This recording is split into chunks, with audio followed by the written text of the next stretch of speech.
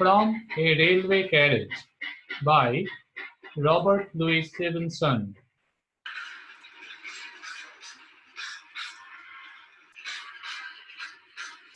What is traveling? What experiences do we get while traveling? Traveling experiences are a source of great happiness for children.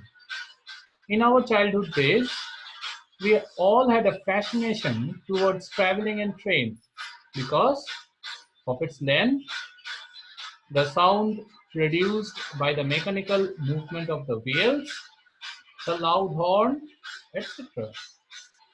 Here in this poem, From a Railway Carriage by R.L. Stevenson, the poet describes his thrilling journey in a train and about those sights that he saw then.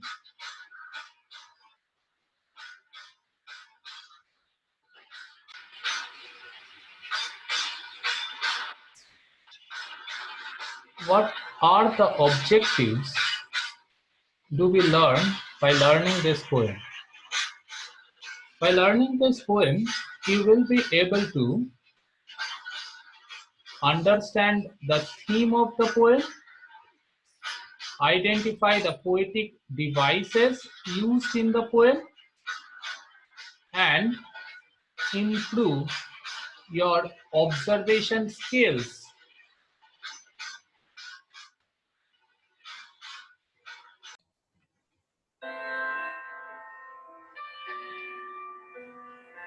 Now let me tell you about the poet Robert Louis Stevenson. Robert Louis Stevenson was born in 1850 and died in 1894, was a Scottish writer. He was born in Edinburgh as the son to Thomas Stevenson and Margaret Isabella. He had literary interests even in childhood, so that he used to write stories in spite of his several diseases. In 1880, he married Fanny Osborne. He died on December 3, 1894, when he was 44 years old. He is well known for his evergreen works like Treasure Island, Kidnapped, and Strange Case of Dr. Jekyll and Mr. Hyde.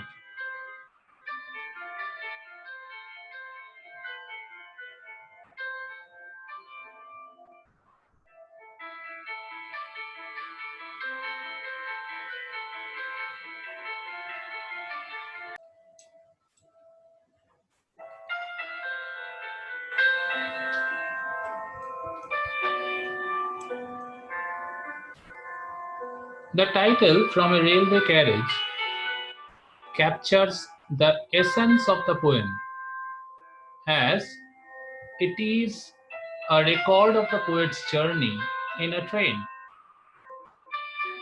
The poem communicates the poet's observations and thoughts as he was sitting in a railway carriage.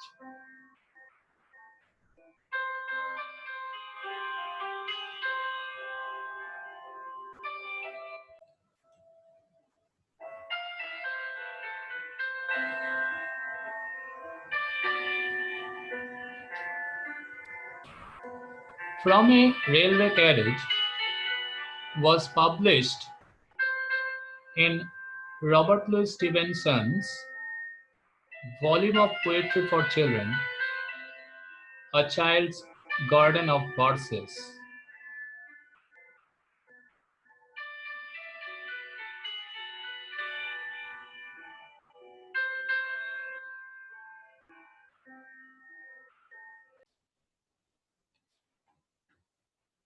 Now we will read the poem.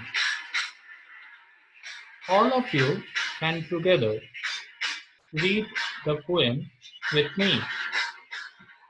Let us start.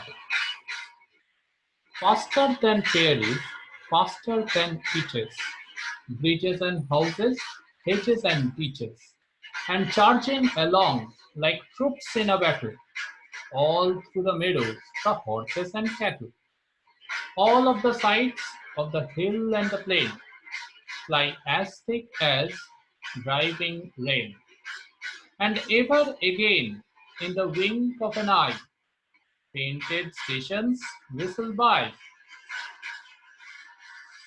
Here is a child who clambers and scrambles, all by himself, and gathering brambles. Here is a tramp who stands and gazes, and here is a green for springing the daisies. Here is a cart run away in the road, lumping along the man and load. And here is a mill and there is river, each a glimpse and gone forever.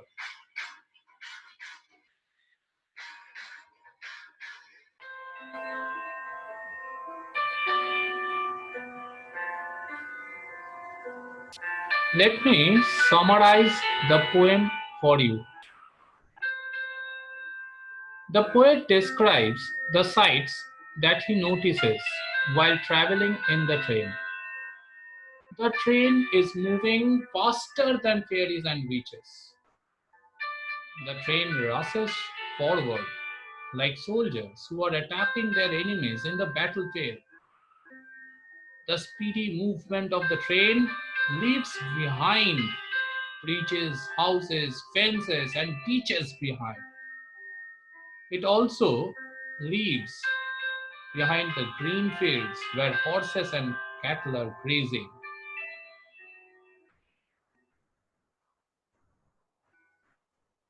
Stevenson says that all the scenes of the hill and plain were being crossed by the train as quick as one drop of rain following the other in a storm.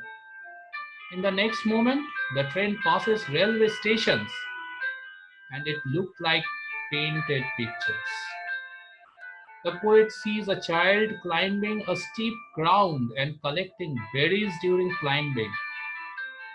He also sees a homeless person who looks at the train with amazement. As the train moves forward, he sees some ladies in a common village grassy land making garlands with daisy flowers. The poet then sees a cart moving slowly in the highway. It was full of load, and the cart driver was sitting on the top of the load. He also gets a glimpse of a mill and a river by its side.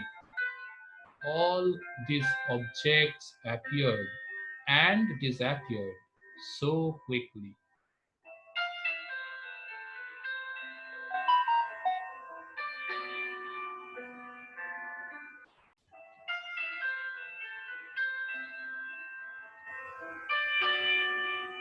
We are learning about this poem for some time.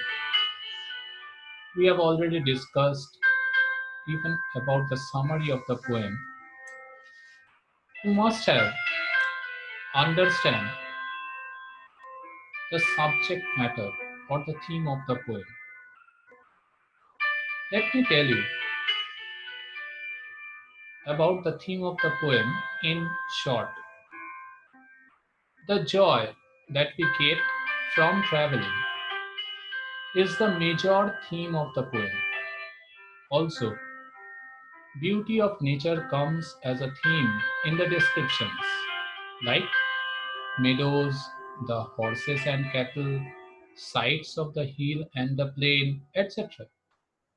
The poverty of human beings, too, is a theme, as suggested by the scene in which a tramp looks excitedly at the train.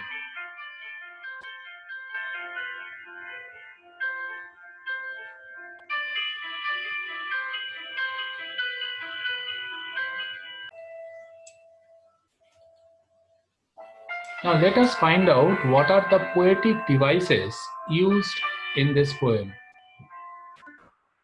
First, the rhythm of this poem echoes the rhythm of a train, with the poem following a stressed followed by unstressed pattern. Faster than fairies, faster than beaches. Now see, the first word, faster, we are giving stress, than fairies. This expression is quite unstressed. This is what it means. Next, the poem is written in rhyming couplets. That means what is couplet? Couplet is actually two lines of a poem together called couplets. The words which are at the end of each line is actually rhyming one another. So it is throughout the poem you will find that there are means the poem is entirely written in rhyming couplets. Here are some examples like witches and beaches, battle and cattle, like this. A simile. You must know about a simile. What is a simile? A simile is a figure of speech that directly compares two different things using words such as like or as. Example, like troops in a battle, fly as thick as driving rain, etc. Now let us know about alliteration. Alliteration is a literary device in which a series of words begin with the same consonant sound. For example, faster than fairies. F, F. See, F in faster, F in fairies. Both of them are consonants. Similarly, houses, hedges. Both the words are also starting with consonant sound. So these are alliterations. Now, finally, what is assonance? Assonance is also a literary device used to refer to the repetition of a vowel sound. It is just the opposite of alliteration. In alliteration, we use consonant. It is actually a repetition of consonant sounds. But in assonance, it is repetition of vowel sound. For example, all of the sides of the hill and the plain. Now in this line, see, all A, of O, the sides of O, the hill, and A, the plain. So here the words all, then of, and they are all starting with vowel sound. Similarly, fly as thick as driving rain. Here as, it is also starting with A, and again it is followed by as, which is also starting with vowel A. So these are some of the poetic devices which are used in this poem, which you must remember.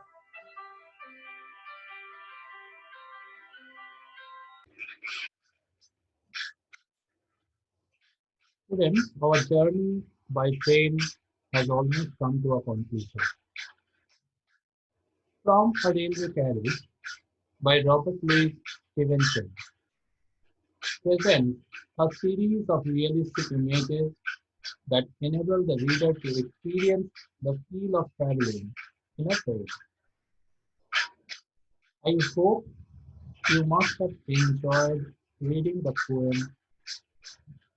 Go through the video clip again and again, and it will help you for further understanding.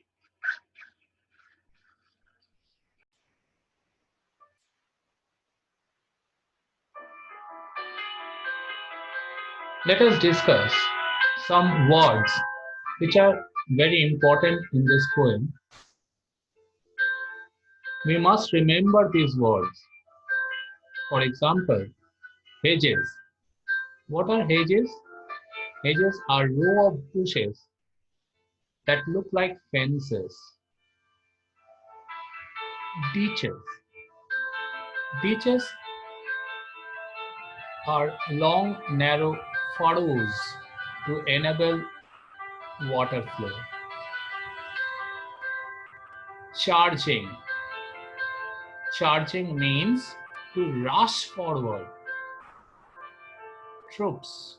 It's a collective noun for soldiers.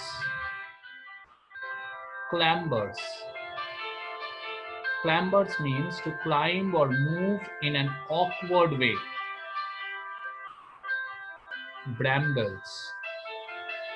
Brambles are prickly shrubs with berries. Stringing.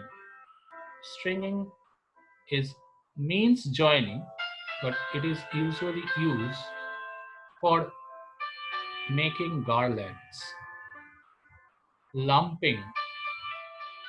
Lumping means carrying with difficulty.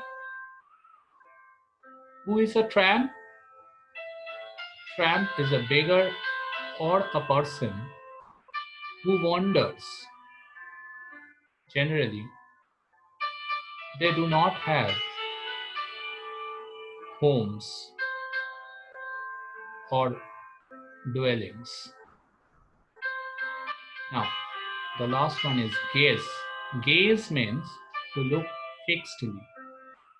So these are some of the words you must remember while reading this poem.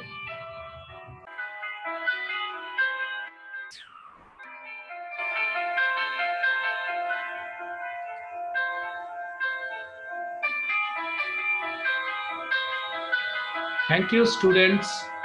Hope you have enjoyed this video. Thank you very much. Stay home and stay safe.